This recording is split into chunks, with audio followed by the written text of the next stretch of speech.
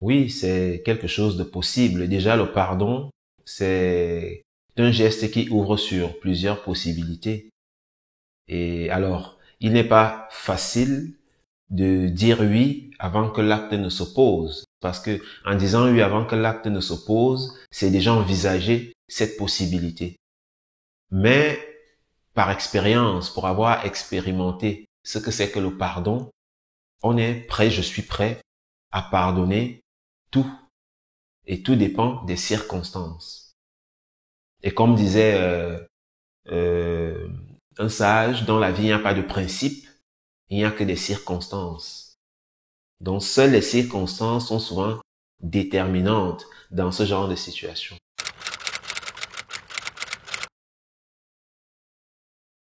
J'essaie de les comprendre du point de, tout au moins de l'extérieur.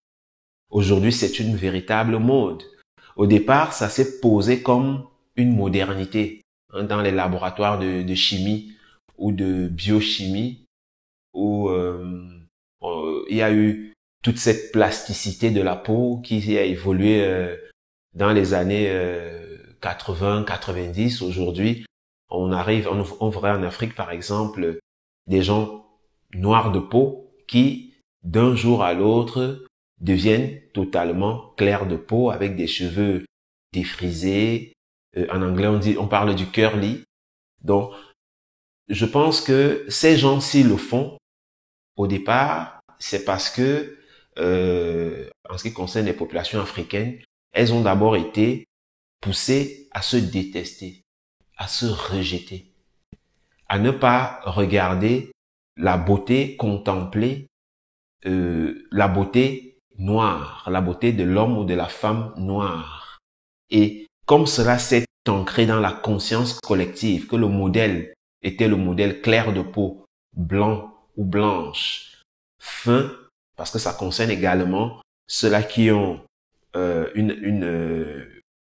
qui sont corpulents, qui ont un corps fort et qui vont décider de perdre du poids parce qu'il faut répondre à cette exigence marketing qui est la femme mince, grande taille, effilée, séduisante. Alors, les gens ont appris d'une façon inconsciente à se rejeter. Et au même moment, a évolué dans le temps. Les gens se sont retrouvés par effet de mode, parce que la voisine l'a fait, parce que les produits, eux aussi, sont très, très accessibles. Alors, d'un petit geste, on peut cesser d'être noir et devenir blanc. Mais c'est quelque chose aussi, moi j'attire l'attention des Noirs en particulier, que ce soit des femmes, que ce soit des hommes, parce que ça se fait à la carte. J'attire l'attention de ceux-là pour qu'ils prennent conscience, qu'ils comprennent que la beauté noire, elle mériterait de l'attention. Il faut s'aimer.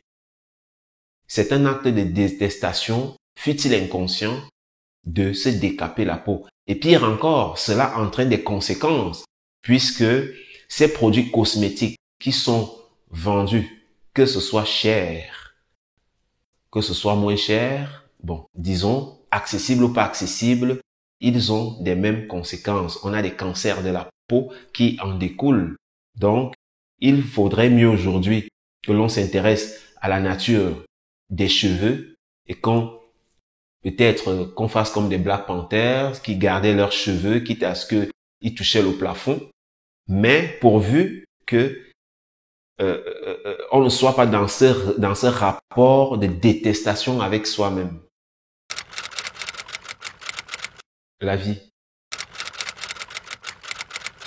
Ma devise, je dirais comme Emmanuel Kant, toujours agir selon son devoir, si ma mémoire ne me joue pas des tours.